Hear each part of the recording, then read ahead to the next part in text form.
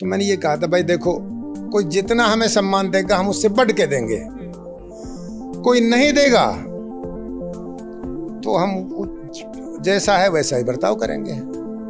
उन्होंने नहीं बुलाया, हम नहीं गए।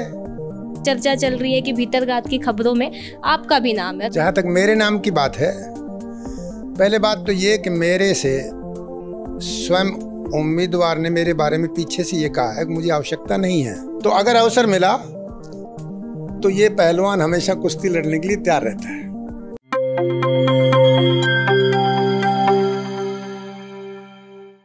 नमस्कार, आज हमारे साथ मौजूद हैं भाजपा के वरिष्ठ नेता रणधीर सिंह कापड़ीवास। लोकसभा चुनाव के बारे में ही इनसे चर्चा करते हैं। कल एग्जिट पोल भी आ चुके हैं और 2 दिन बाद चुनाव के नतीजे भी आ जाएंगे। लेकिन कापड़ीवास जी, उससे पहले आपसे जानना चाहेंगे कि गुड़गांव लोकसभा को लेकर आप क्या संभावना देख रहे हैं? पहले तो मैं एनजीपी को बधाई देता हूं जो सबसे पहले ऐसे इंटरव्यू के लिए आए हैं। और एग्जिट पोल के बाद महेश वैद्य जी बहुत जागरूक और सीनियर पत्रकार रहे हैं और इनको वैसे तो सारा ज्ञान है। गुड़गांव लोकसभा की जहाँ तक बात है, जिस तरह से एग्जिट पोल दिखा रहे हैं, और मैं महेश जी के अनुभव को बहुत अच्छी तरह से इनका आदर भी करता हूँ। हम आपस में मजाक बेशक कर लें तो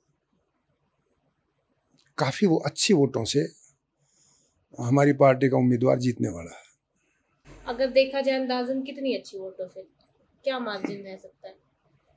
मैं तो महेश जी की बात पे लगभग उनके नजदीक हूँ, 1 लाख से ऊपर। अभी जो यहाँ पर खबरें चल रही है, हरियाणा में सुनने में आ रहा है भीतरघात की कुछ खबरें हैं। उस भीतरघात में नाम आपका भी लिया जा रहा है। अभी आप कह रहे हो कि लाखों से आप जीत जाएंगे, लेकिन जब दूसरी तरफ सुनते हैं, चर्चा चल रही है कि भीतरघात की खबरों में आपका भी नाम है, तो उस भीतरघात को लेकर आप क्या कहेंगे? जहाँ तक मेरे नाम की बात है, पहले बात तो ये कि मेरे से स्वयं उम्मीदवार ने मेरे बारे में पीछे से ये कहा है कि मुझे आवश्यकता नहीं है। उसके बाद भी माननीय मुख्यमंत्री जब जी रेवाड़ी आए, उन्होंने मेरे से कहा और आदेश दिया कि आपको आना है। तब भी मैंने ये कहा था जी मेरी आवश्यकता नहीं है, लेकिन आप कहते हो तो पार्टी के लिए मैं आ रहा हूँ, आऊँगा। और मैं गया और जाके मैंने अपील की कि मोदी जी के अनुसार कैंडिडेट कैसा भी हो, लेकिन वोट आप मोदी जी की गारंटी पर और कमल के निशान पर वोट दीजिए। इस तरह का मैंने आह्वान किया। उसके बाद किसी पत्रकार ने, किसी व्यक्ति ने, किसी घुमंतू ने, किसी टैक्सी वाले, कार वाले ने कहीं मुझे रेवाड़ी हलके में देखा हो, कहीं भी, तो हो सकता है भीतरी घात कोई कह भी सकता है हो गई होगी। और जहाँ तक भीतरी घात का सवाल है, कोई नेता इतने बड़े चुनाव में अपने लिए वोट लेना अलग बात है, वोट ट्रांसफ़र करा दे, ये संभव ही नहीं है, संभव ही नहीं है। अगर हम चुनाव प्रचार को देखते हैं तो जब राजस्थान में भूपेंद्र यादव का चुनाव प्रचार था, आपको काफ़ी जगह देखा गया, आप मौजूदगी रही।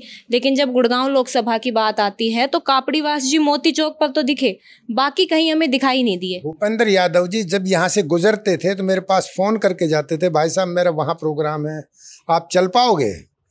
तो जिस दिन मुझे फुर्सत होती थी मैं कह देता था चलूँगा, और मैं गया। अगर कहीं मैं नहीं जा पाया, स्वास्थ्य अनुकूल नहीं था, तो मैंने उसी समय कह दिया भाई साहब आज मैं नहीं चल पाऊंगा।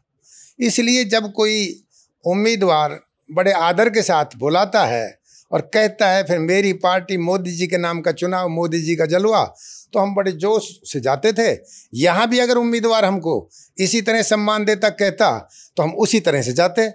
आपको याद होगा मैंने पहले इंटरव्यू में ये कहा था कि जी अब जो है आप पार्टी में आ गए हो, अब क्या करोगे? तो मैंने ये कहा था, भाई देखो, कोई जितना हमें सम्मान देगा हम उससे बढ़ के देंगे, कोई नहीं देगा तो हम जैसा है वैसा ही बर्ताव करेंगे। उन्होंने नहीं बुलाया, हम नहीं गए।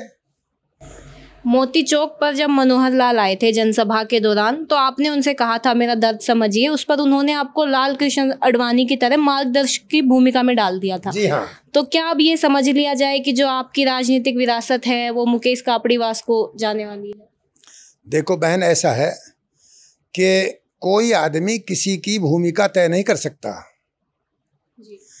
ये मेरे व्यक्तिगत उस पे है कि मैं चुनाव लड़ूं या ना लड़ूं, मुझे टिकट मिले या ना मिले, मैं संत बनूं, महात्मा बनूं या अपने घर पे आराम करूं, लेकिन मैं ये समझता हूं उम्र बेशक 78 हो गई हो, शारीरिक और मानसिक दृष्टि से मेरी उम्र मेरे मतलब आयु के हिसाब से मेरी एक्चुअल उम्र कम है, आयु के हिसाब से, दिमाग के हिसाब से और शरीर के हिसाब से।